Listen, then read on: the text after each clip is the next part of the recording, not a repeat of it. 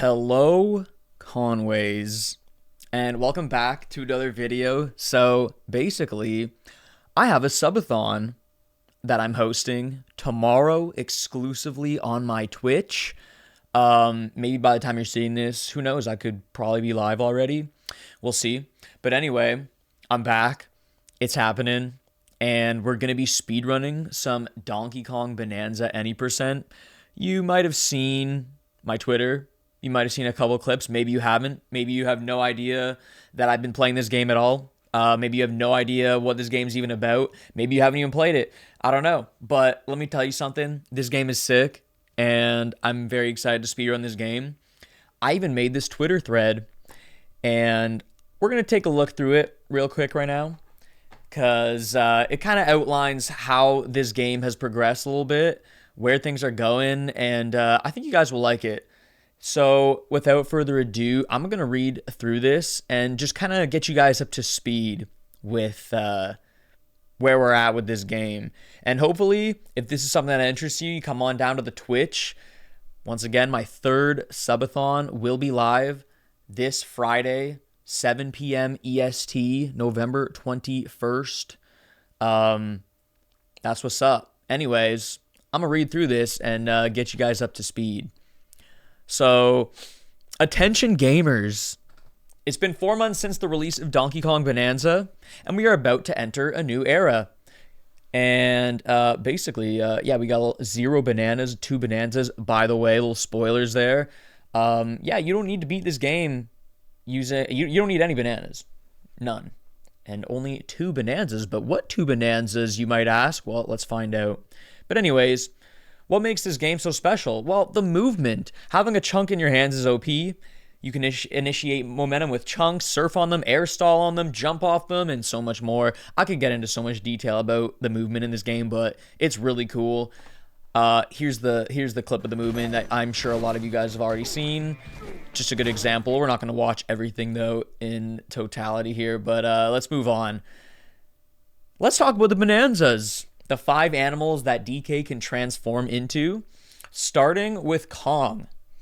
So, roughly the same moveset as normal DK, he's just bigger and stronger. A good example of his utility. Just smashing through a bunch of shit. Wonderful. He can break through tough terrain. Has a large damage output, throws objects further and faster, and instantly pulls hefty material. And he's also necessary to get in the game because the first boss won't spawn unless you collect him. Moving on to my personal favorite, the elephant. Also necessary to beat the game. Might be the sickest thing about this game. Without upgrades, he can store up to 5 chunks and you could pull him out anywhere, including in the air. This allows for some combo trickery.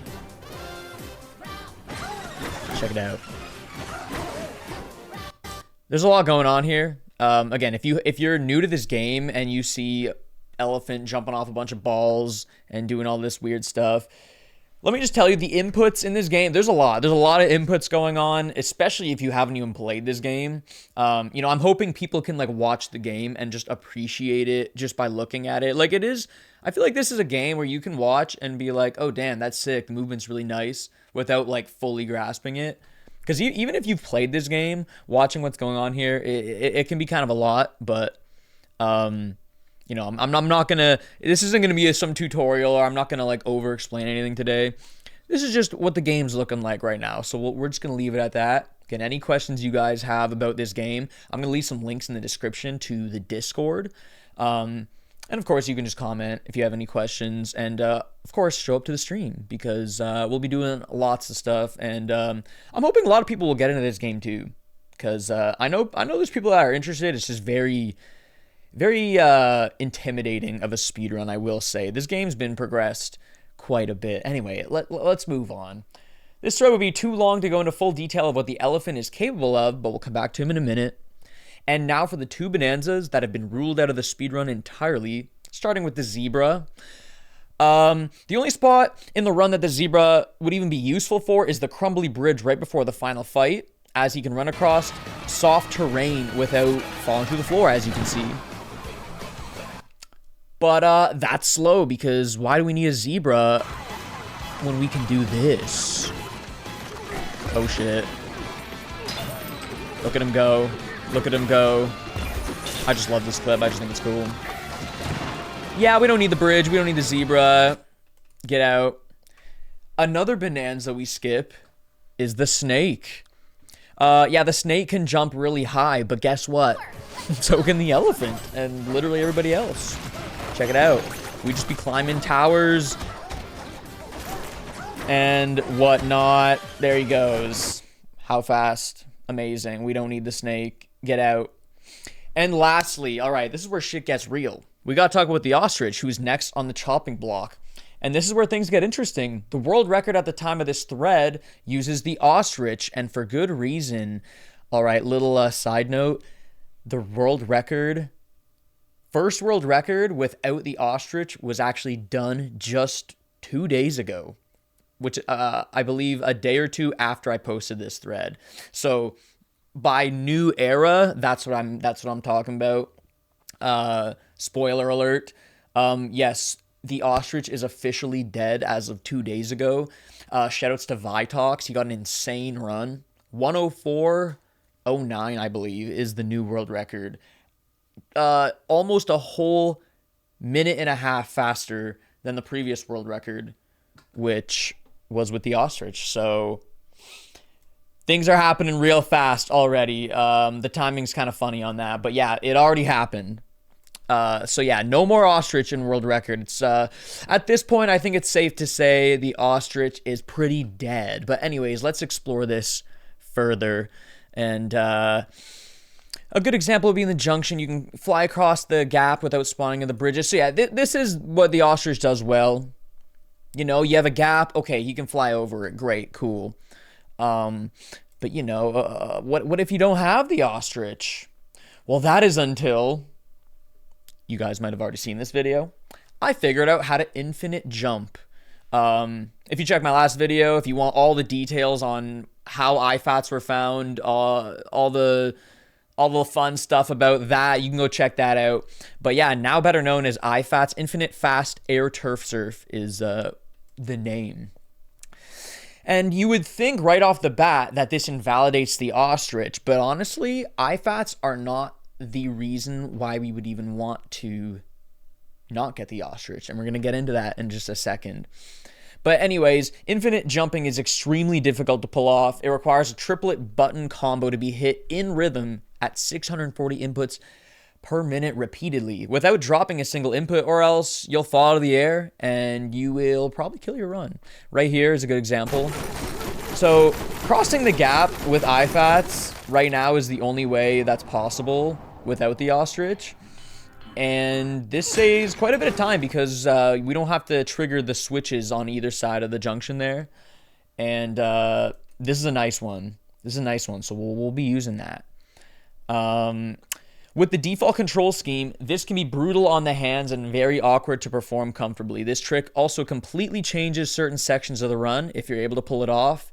This caused a leaderboard split discussion amongst runners, and after a vote, the community decided that a separate leaderboard was appropriate. One that allows for infinite jumps, which is unrestricted, and one that doesn't allow it, which is restricted. I will be running unrestricted, and it's funny, still to this day, I even mentioned it right here. At the time of this thread, not a single run has been performed with the tech to an extent that would save meaningful time. There is one run right now on the unrestricted leaderboards by Ash, and I believe it's just kind of like a meme run, because like technically for your run to qualify as unrestricted, you just have to do like 2 IFATs, and people are like, oh, my run's unrestricted, right? So you're gonna see some like memers and stuff like that, but like not a single person has used IFATs in runs like extensively across like all the gaps that would save time, and I'm hoping to change that. So you know, this trick is still one of those things that almost nobody has like practiced or implemented because it just is that difficult, but it will be the meta, and yeah, you know, someone's got to do it. But anyway, we'll get into that in a minute. Let's move on. Even still, infinite jumping isn't enough for us to cancel the ostrich. Let's explore this further. So when you arrive at the divide, you have a choice to go to the forest lair or the freezer layer. And after recent optimizations, choosing freezer is faster than forest, plus getting the ostrich, by about 1 minute 30 seconds. Which is funny because, again, the world record that was just set 2 days ago without the ostrich, just about beat it by this amount. So the full time save really being displayed there. And yeah, of course, that is a lot of time, and it sounds like a no-brainer to go to freezer. Yeah, what have we been doing going to forest this whole time? If we could just save a whole 1.5 minutes in freezer, you might ask. But let's explore that. Freezer has this degree of difficulty, but it's not the level itself that's the problem. The problem arises once we get to the feast layer, 8 whole levels later. The intended way to get through feast is to hit all of the switches scattered throughout the level, which I have circled in yellow. And then once we've gotten all those switches, we want to drop through that sinkhole right there and go to the boss. But that's a lot of running around, and of course speedrunners found a way to skip all of the switches and found a straight path to the boss. Here's what that looks like. Once we get ourselves in position, we can throw a dirt chunk that sticks to the ceiling, and if the spacing is just right, as you can see in the example, we could squeeze through the chunk and the wall, clipping us at a bounds inside of the sinkhole. So this is the sinkhole right here that I showed in that last picture. This is how we get to the fight, and we want to squeeze between the grease, and there's a death barrier under here. I'm going to show you guys that in just a second. But we squeeze through the grease and the death barrier to not take damage or die. And then you can just start flying. And you avoid the death zones this way. And yeah, the bottom of this like tube, that's where the boss is. So with Ostrich, you can just go straight to the fight. Also credits to Tyron. Shouts to Tyron for that clip. This is the largest skip in the game at the moment. We call this burger skip or mix skip. Little McDonald's, shout out to McDonald's there. Okay, so what if you don't have the ostrich and you can't fly to the boss? Now what, you might ask? This is the main issue and is why many are hesitant to drop the bird. So, yeah, if you're wondering, damn, boys, you guys got all that time save and still, why did it take this long for people to do ostrich lists? Why has everybody been running with the ostrich this whole time? He's slow, right? True, but here's the reason. There is a death barrier sandwich out of bounds, and the ostrich easily can just get right through it, right? I mentioned there was death barriers. The crazy part, normal DK has just enough movement in his toolkit to get out of that death sandwich safely, but it is very sketchy. Here's what that looks like. So it's going to be the exact same setup as the last clip. Nothing changes about the clip itself. But once you get out of bounds, you have to get on top of the chunk, right? As we look down into the depths. Oh God. And so this right here, still the same mix skip. We're still getting through the same death tube, but it's a little bit different. So right when you grab this chunk, you want to boost off of this, and we want to squeeze ourselves inside of that little death sandwich, I like to call it. And once you're in here, I'm not going to go into full detail on how we hit this or all the visual cues, but there's a lot going on. But basically, put it this way. With just enough movement in the toolkit, we're out of there. Now, unfortunately, we can't fly to the boss. See ostrich, see how there's the bottom of the death or the boss fights down here. You just fly there with the ostrich. You do have to come back, clip back inbounds as normal DK and just do movement there, but it's really not that much slower. I don't know the exact time difference, but it's not much slower at all, if any. So, you know, juicy stuff right there. And this is amazing because here, let's go further.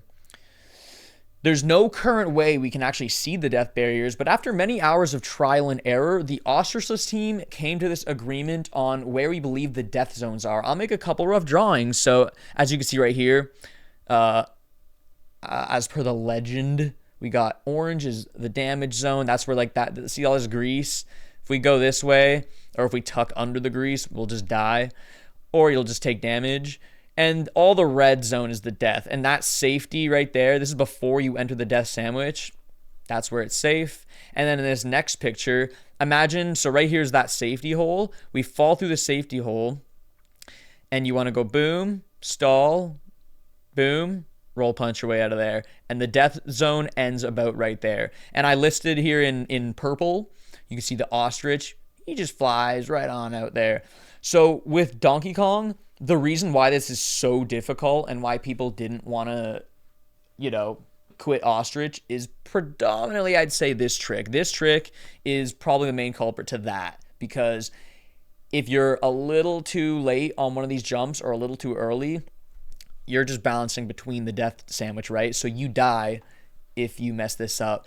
And this trick is, at the moment, to most people, it can be consistent. It can. And there are some people who are definitely getting a lot better at this. And I'm sure, just like anything in speedrunning, give a little bit of time, people will get consistent at it. But right now, it's still one of those tricks that just is kind of the run killer.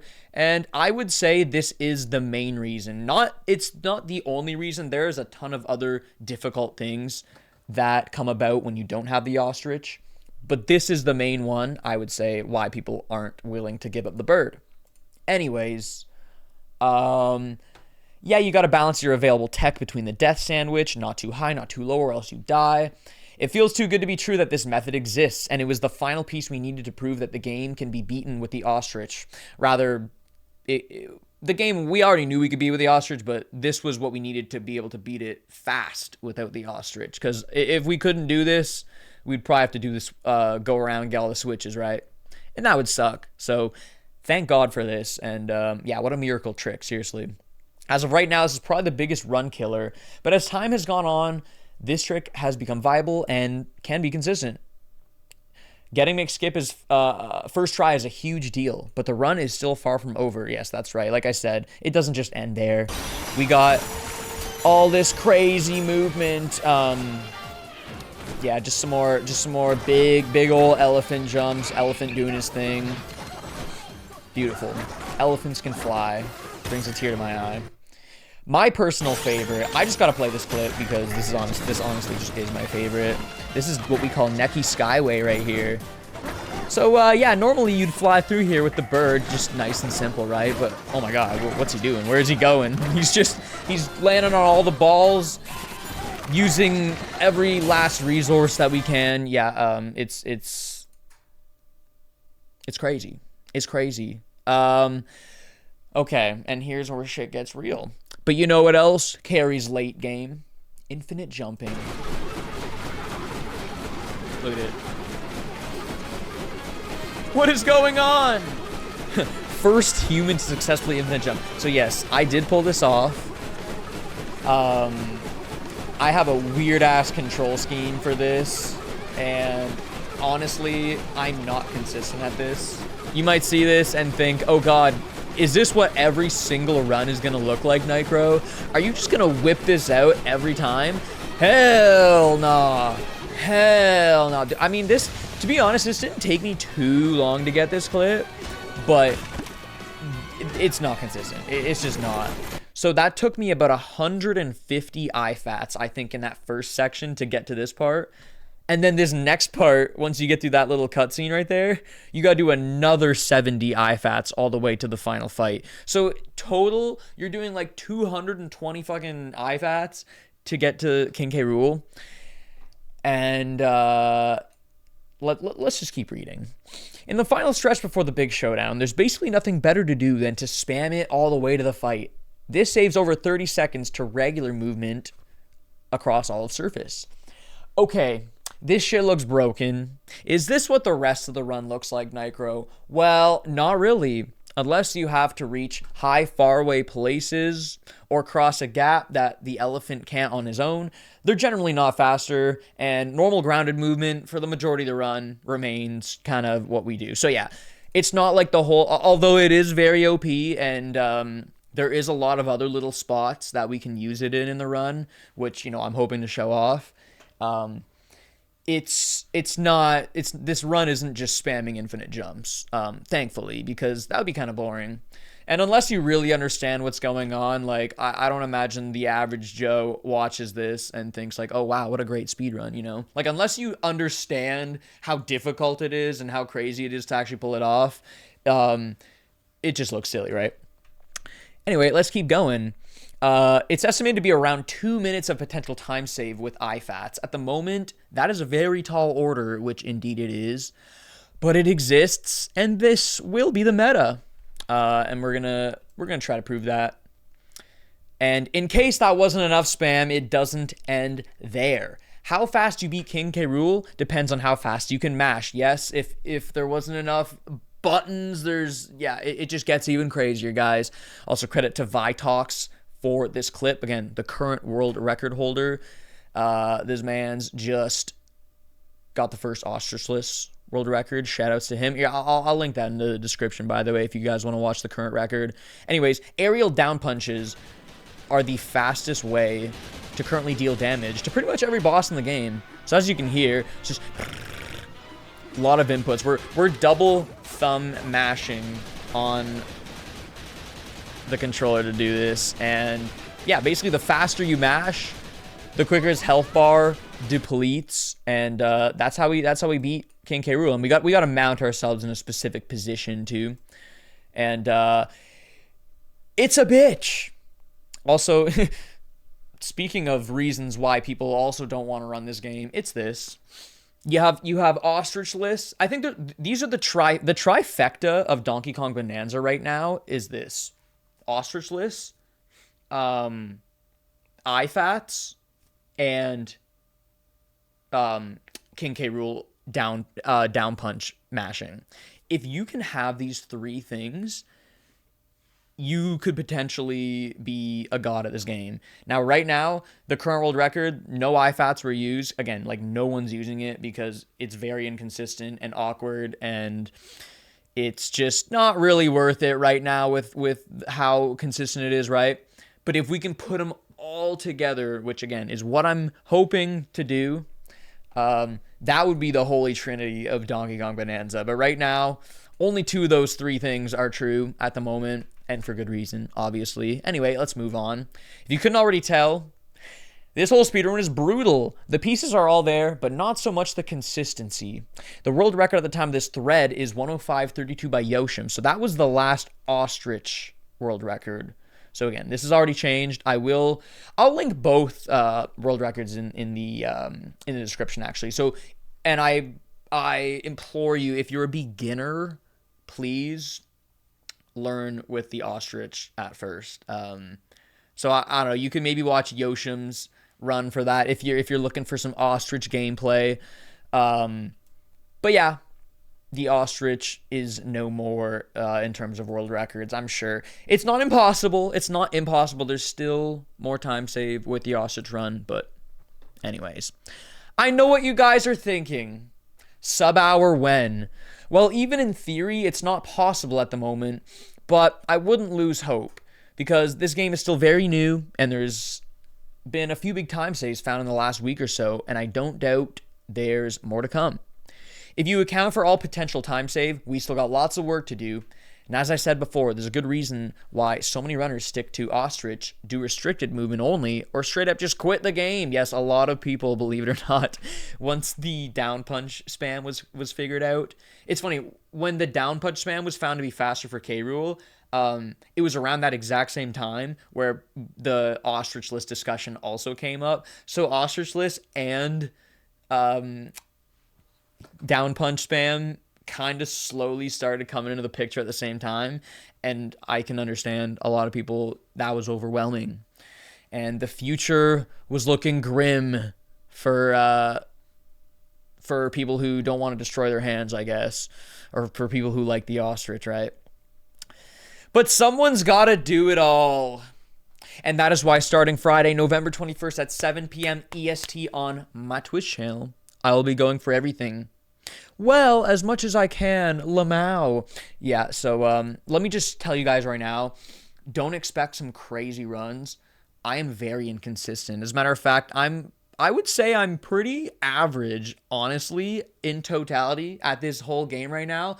I'm better at certain things than other people, like say like IFATs. I might be more consistent at certain areas. I'd say all around I have pretty general good movement, but in terms of where I'm at consistency wise, I'll let you guys know right now, I have not done a single run of this game yet. I've only done like some ILs, which is individual level practice for those who don't know, here and there. I've done segmented runs. But most of the time, most time spent playing this game has just been like trying to figure out tech, trying to find good layouts and stuff for IFATting, and just trying to push the meta. I'm trying to keep up as best as I can, but dude, this game's crazy, bro. And oh my god, it's like I've been playing this for 4 months now, and every day there's still something new you can work on. It's like like I said, there's so much work to do. So, but that's why I'm having the subathon, because I need to get to runs. I need to build that consistency. That's the one thing I'm really lacking with this game right now. I have 0 run experience. We got to build that consistency, boys. So, you know, that's what I'm hoping to achieve on the subathon. It's just some nice consistency, because, yeah, who knows? I don't know what I expect. I don't have an estimate in my head of, like, what I could accomplish right now. World record, like, I'm not going to say that it's possible. It's not impossible. Because like I said, if I can really get IFATs down, that's going to be a huge advantage. But other than that, everything else, yeah, I'd say other people definitely have an advantage over me, more consistency and whatnot. But anyway, there's so much more to this game, and I'm only scratching the surface, but I'll leave it at that for today. Hope you enjoyed this thread. See you on the stream. So, yeah, I hope you guys... I hope that intrigued you guys. For those of you who sat through this whole thing, god damn, I did not expect this to be this long. But that's what happens, man, when we start talking some Donkey Kong. I get yapping, dude. I got a lot to say about this game, and it's been a minute, so it's good to see you guys, and I hope you enjoyed this. Again, maybe by the time you're seeing this video, I could be live right now. Either way, make sure to drop a follow, turn notifications on, comment, like, and let's try to have a good event, you know? I'm really liking this game. I'm excited about this game. It's been a long time since I've really dialed in and committed to a game like this.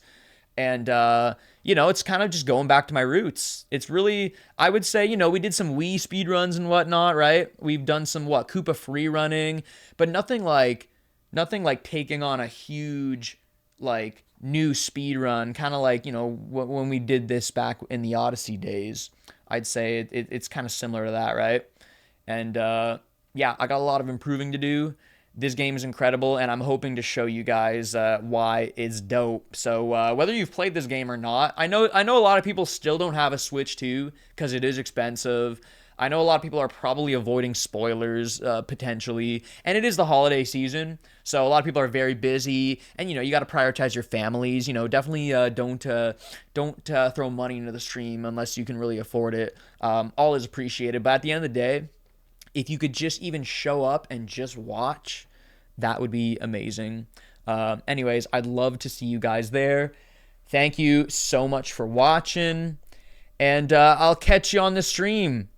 So, with that being said, stay cute, stay wonderful, stay lit, stay fresh, stay safe. Subathon coming up. Bye.